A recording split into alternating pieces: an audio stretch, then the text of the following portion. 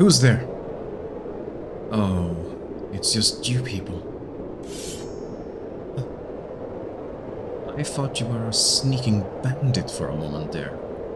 You won't believe this, but remember the last time we spoke, when I said that I was going to go outside to slay a dragon?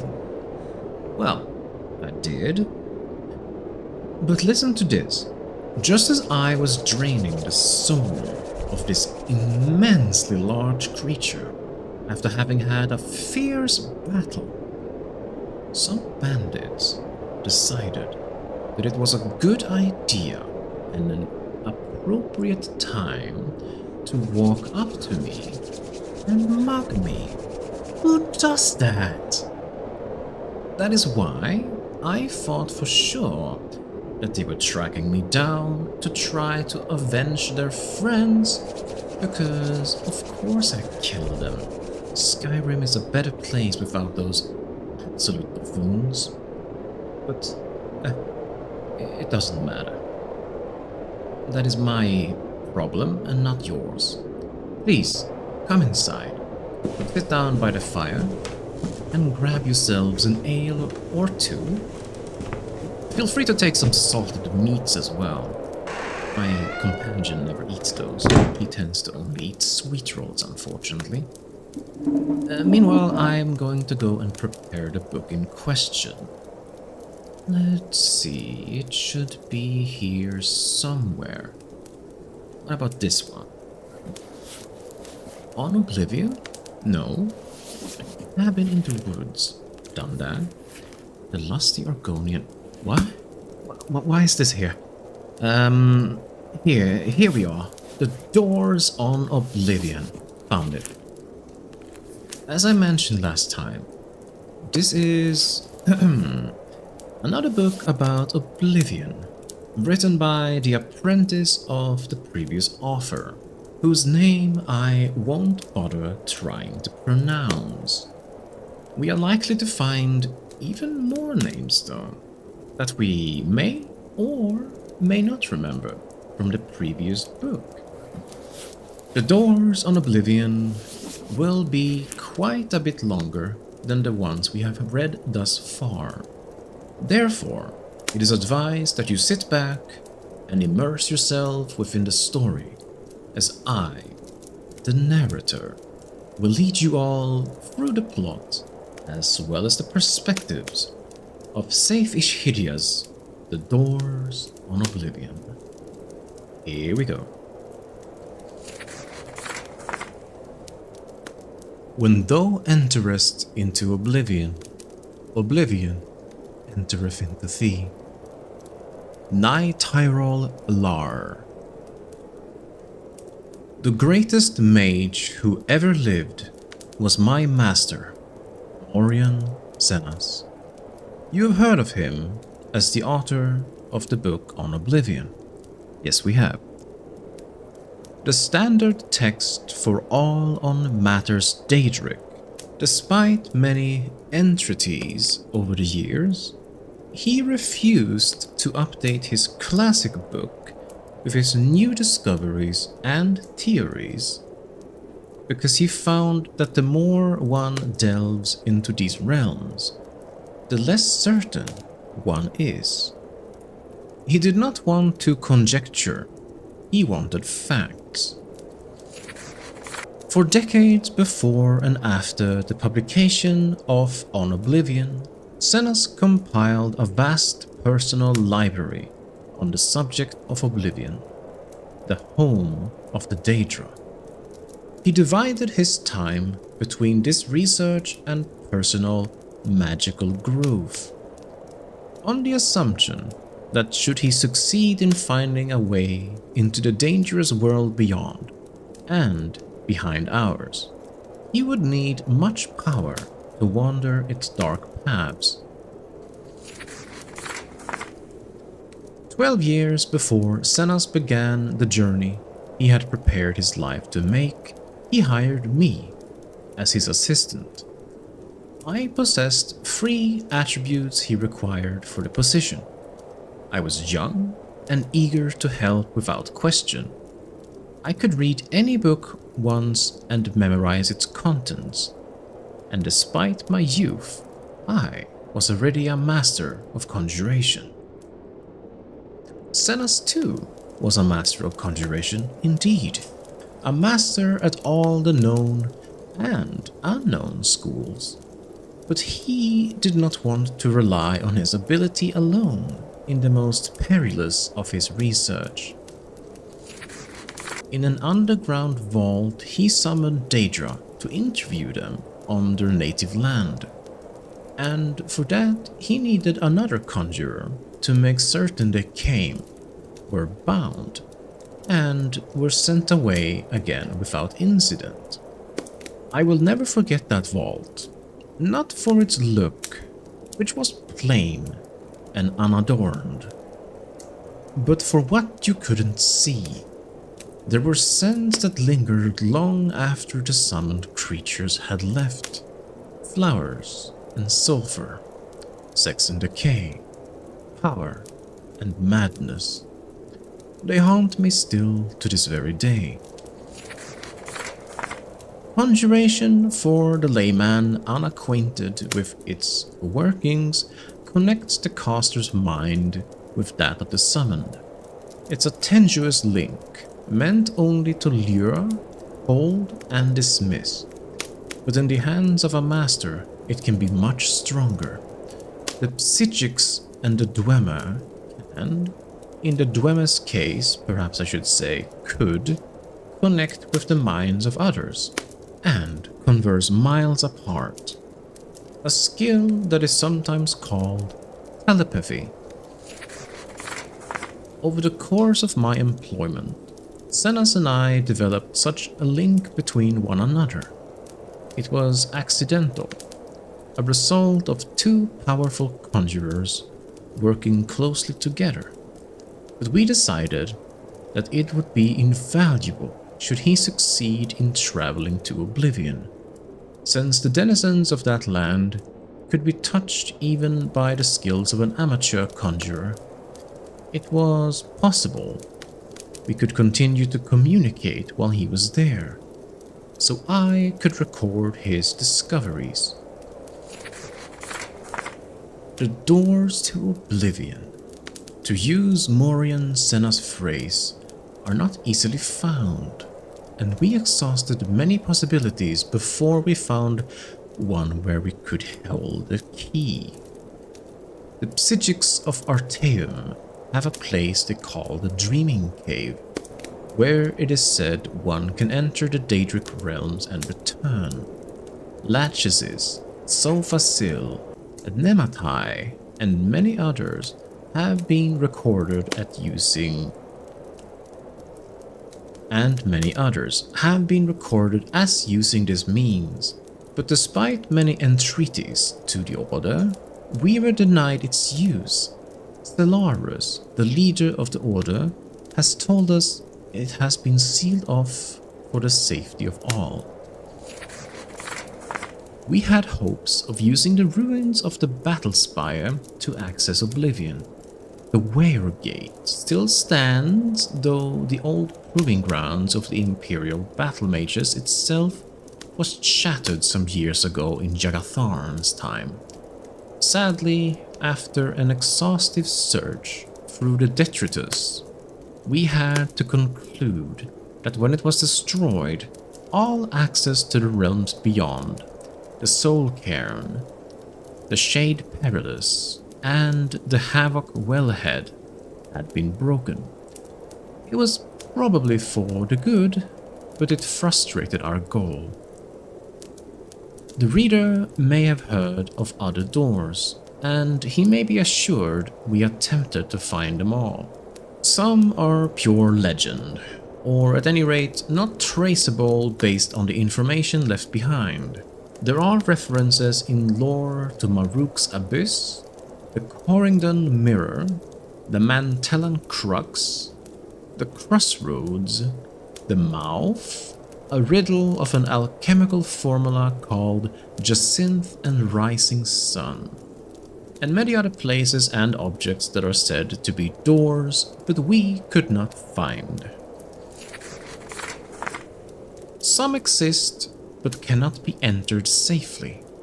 The whirlpool in the Abyssian, called the Maelstrom of Baal, can make ships disappear, and may be a portal into oblivion. But the trauma of riding its water would surely slay any who tried. Likewise, we did not consider it worth the risk to leap from the Pillar of Frost, a 1,000-foot spiral of coral. Though we witnessed the sacrifices the 𝕱𝖔𝖈 made there, some victims were killed by the fall. Some, indeed, seemed to vanish before being dashed on the rocks. Since the 𝕱𝖈 did not seem certain why some were taken and some died, we did not favor the odds of the plunge. The simplest and most maddeningly complex way to go to oblivion was simply to cease to be here and begin to be there. Throughout history, there are examples of mages who seem to travel to the realms of beyond ours seemingly at will. Many of these voyagers are long dead, if they ever existed, but we were able to find one still living.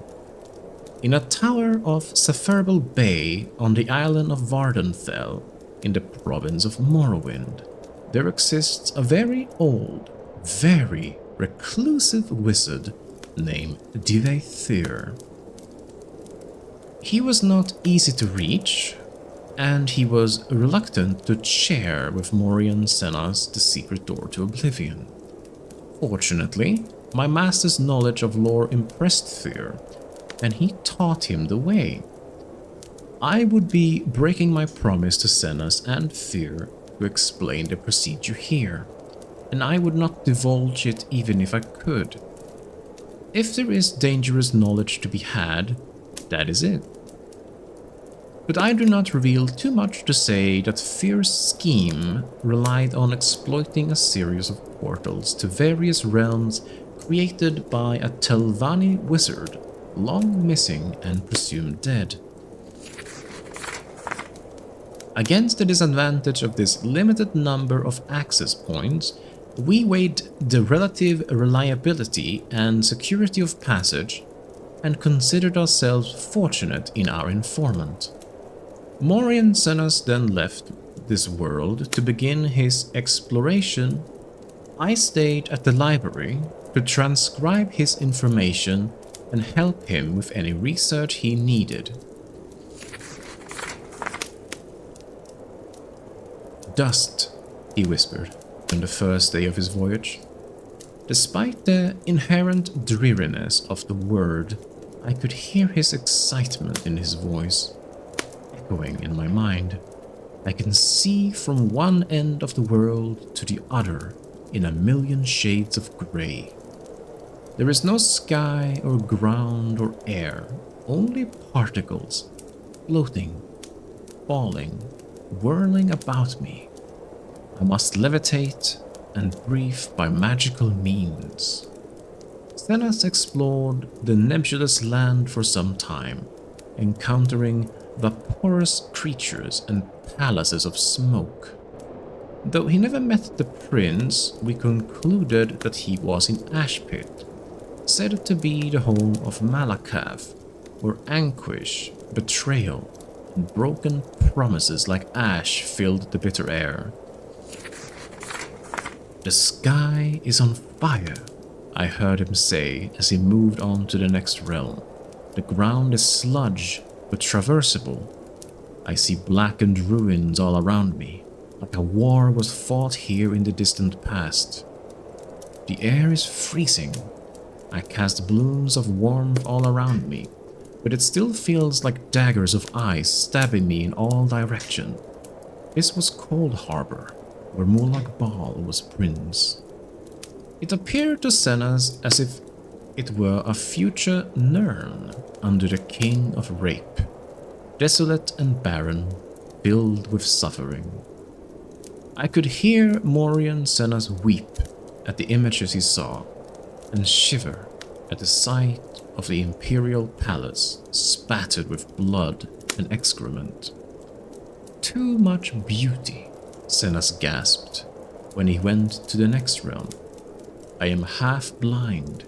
I see flowers and waterfalls, majestic trees, a city of silver. But it is all a blur. The colors run like water. It's raining now, and the wind smells like perfume. This surely is Moon Shadow, where Azura dwells. Senas was right, and astonishingly, he even had audience with the Queen of Dusk and Dawn in her rose palace. She listened to his tale with a smile and told him of the coming of the 𝕱𝖈𝖎𝖆. My master found Moon Shadow so lovely, he wished to stay there, half blind, forever. But he knew he must move on and complete his journey of discovery. I'm in a storm, he told me, as he entered the next realm. He described the landscape of dark, twisted trees, howling spirits, and billowing mist, and I thought he might have entered the deadlands of 𝕱𝖈𝖎𝖑𝖘. But then he said quickly, "No, I am no longer in a forest." There was a flash of lightning, and now I am on a ship. The mast is tattered, the crew is slaughtered. Something is coming through the waves. Oh gods, wait, now I am in a dank dungeon, in a cell.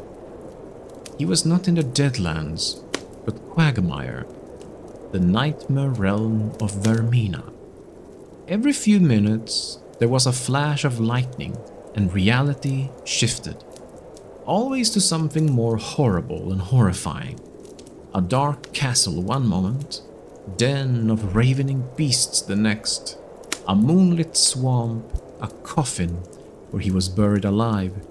Fear got the better of my master, and he quickly passed to the next realm. I heard him laugh. I feel like I'm home now, he said. Morian Senas described to me an endless library, shelves stretching on in every direction, stacks on top of stacks, pages floated on a mystical wind that he could not feel. Every book had a black cover with no title. He could see no one, but felt the presence of ghosts moving through the stacks, rifling through books, ever searching.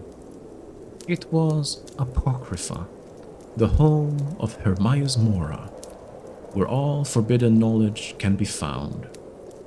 I felt a shudder in my mind, but I could not tell if it was my master's or if it was mine.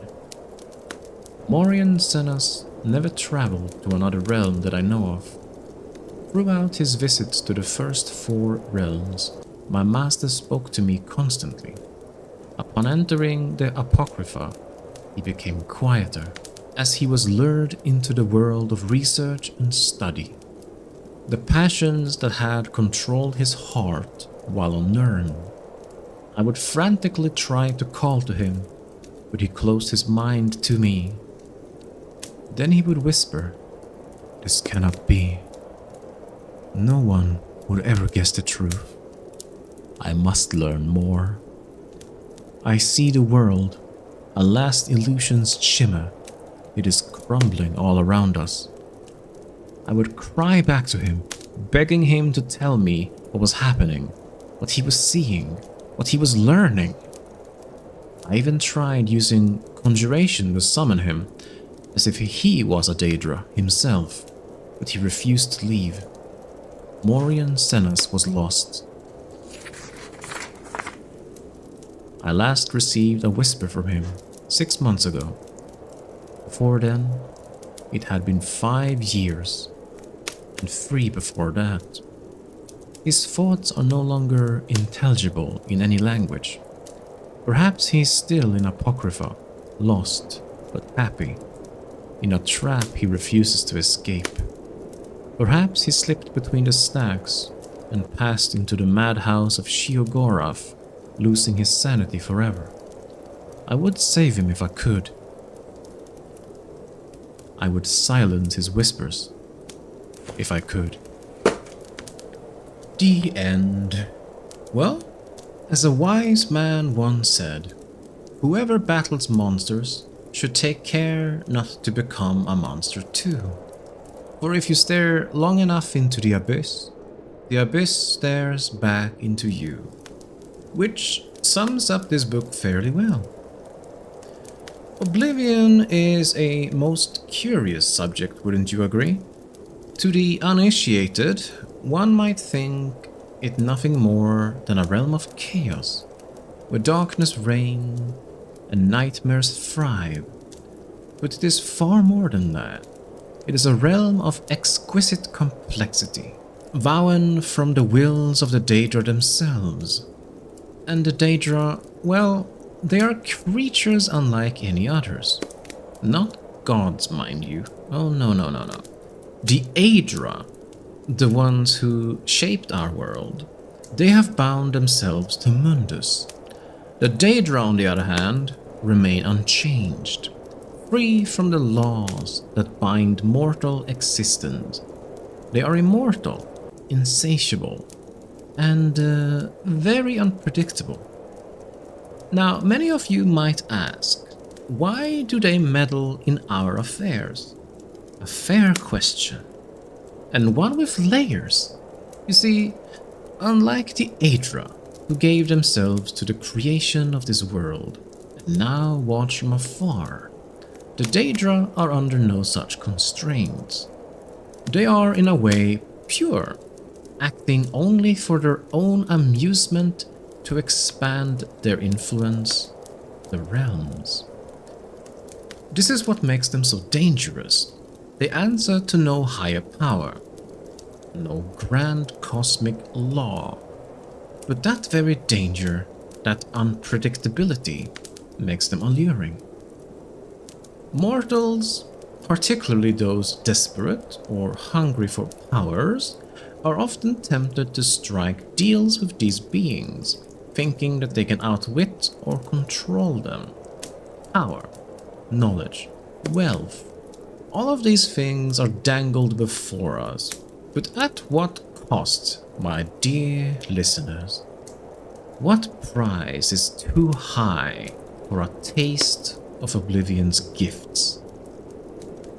And here lies the most fascinating and dangerous aspect of it all.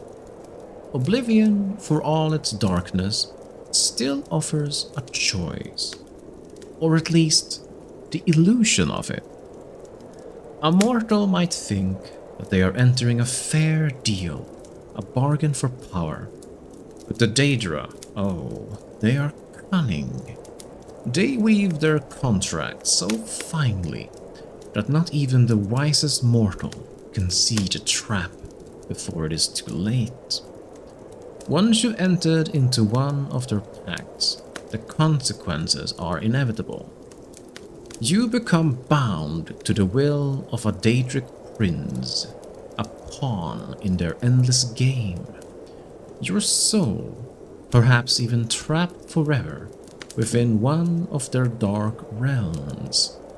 So the question I leave you with is this. What would you choose to believe? Would you see the 𝕱𝖈 as mere monsters, things to fear and avoid at all costs? Or could it be something else entirely? Misunderstood entities of immense power. Whether you choose to fear Oblivion or seek to understand it, one thing is certain. It touches all of us. It is as much as part of our world as the sun, the moons, and the stars themselves.